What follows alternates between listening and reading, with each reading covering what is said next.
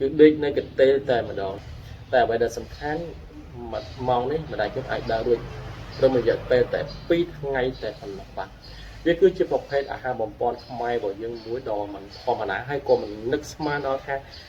ផលិតផលអាហារបំពន់មួយនេះវាទៅដោះស្រាយវិបត្តិសុខភាពឬក៏វាចូលទៅធ្វើការងារនៅក្នុងរាងកាយរបស់យើងគឺលឿនមែនតើម្ដងដែលមិននឹកស្មានដល់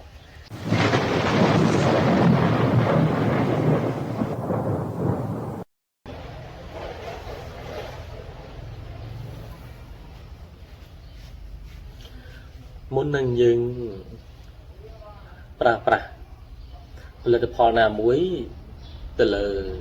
សុខភាពរបស់យើងមុននឹងយើងដាក់ចូលទៅក្នុងមាត់របស់យើងឬក៏មុននឹងយើងដាក់ចូលទៅក្នុងមាត់ឪពុកម្ដាយបងប្អូនរបស់យើងយើងត្រូវតែសិក្សាស្វែងយល់លម្អិតវាសំខាន់ណាស់នៅពេលដែលយើងទៅសិក្សាយើងទៅស្វែងយល់យកព័ត៌មានលម្អិតដូចខ្ញុំចឹងខ្ញុំមុននឹងប្រើប្រាស់ផលិតផលសិប្បកម្មអាហារបំពន់ខ្មែររបស់យើងខ្ញុំមានដែលជារៀមច្បងរបស់ខ្ញុំដែលជាដៃគូរកស៊ីមុខជំនួញជាមួយគ្នាគាត់បានណែនាំគាត់បានប្រាប់ហើយខ្ញុំអត់ទាន់ជឿគាត់ទេតែអ្វីដែលសំខាន់ខ្ញុំទៅសិក្សាខ្ញុំទៅស្វែងយល់ទៅយកសំណាក់សំបែបយ៉ាងទាំងអស់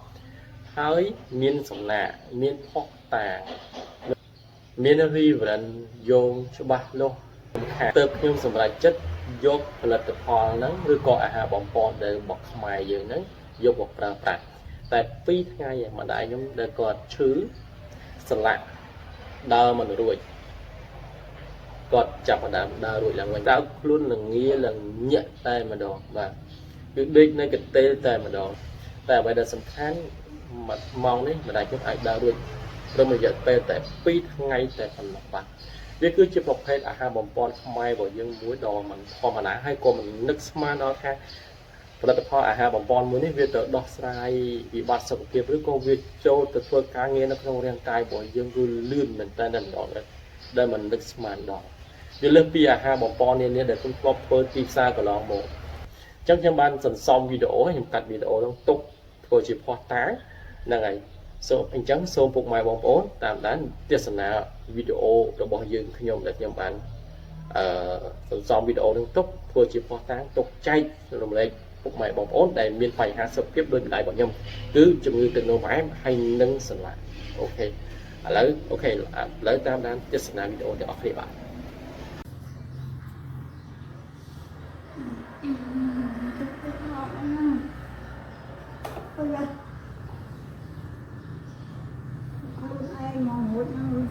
ជាស្ដែងប្រហែលថ្ងៃមុន 3-4 ថ្ងៃមុនដែលជំងឺ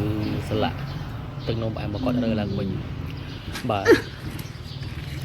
គឺខ្ញុំអត់បានបានពួនទេបីចូលបន្ទប់ទឹកទៅឡើងគាត់បាត់ជើងតូចបាត់ជើងធំគាត់ដើរលេងរួចស្លាក់ធ្វើទុកធ្ងន់ហ្នឹងហើយអញ្ចឹងហូបរបស់យើងនេះហូបផលិតផលអាហារបំពន់សិប្បកម្មរបស់ខ្មែរយើងនេះត្រឹមតែរយៈពេលបានតែ2ថ្ងៃគាត់ក៏បានដើរធម្មតាវិញតែវាមិនបានដើរវឹងហ្មងទេដើរបានគ្រាន់តែជាងដេកនៅកន្ទេលអញ្ចឹងដើរទៅមកបានបាត់ជើងអីខ្លួនឯងបានមកនេះបើឲ្យដើរទៅផ្សារដីចង្អែប្រហែលជា 3-4-500 ម៉ែត្រដើរបានហើយក៏អរគុណនេះខ្ញុំអរគុណមែនទែនពាក់ព័ន្ធជាមួយនឹងម្សៅលោកជាតិសុខភាពនេះបាយបឹកគ្រឿងនេះគឺជាអាហារបំពន់ទៅលាងសម្អាតរាងកាយរបស់យើងខូលអ៊ីម10គ្រាប់ហូបម្ដង5មិនហូប5រួចហើយ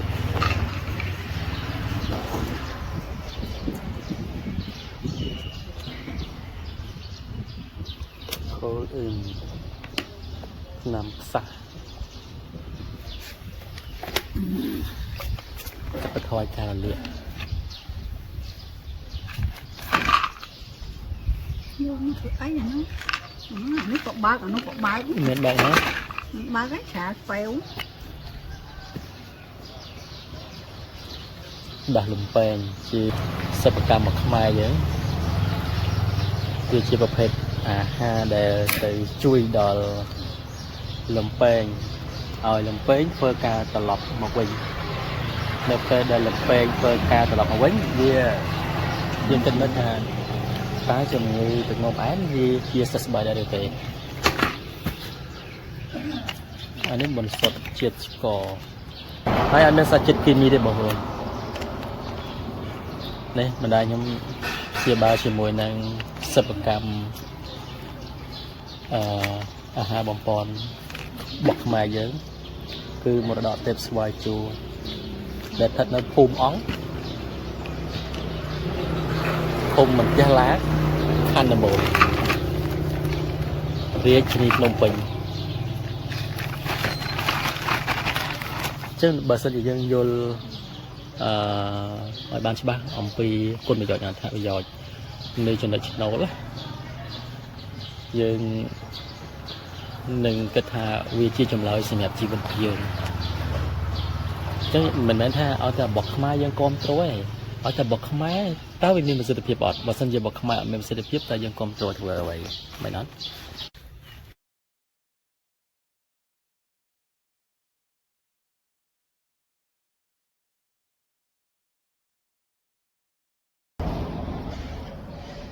បាទអញ្ចឹងក្រោយពីទស្សនាវីដេអូសកម្មភាពម្ដាយខ្ញុំឈឺរួចហើយតើពុកម៉ែបងប្អូនមានអារម្មណ៍យ៉ាងម៉េចដែរផលិតអញ្ចឹងបើសិនជាពុកម៉ែបងប្អូនមានចំណាប់អារម្មណ៍មានបញ្ហាសុខភាពដូចម្ដាយខ្ញុំឬក៏បញ្ហាសុខភាពផ្សេងចង់មកដោះស្រាយវិបត្តិសុខភាពទាំងអស់ហ្នឹងនៅក្នុងជាមួយនឹងសិប្បកម្មខ្មែររបស់យើងគឺជាសិប្បកម្មផលិតអាហារបំពន់ទៅដោះស្រាយវិបត្តិសុខភាពរបស់យើង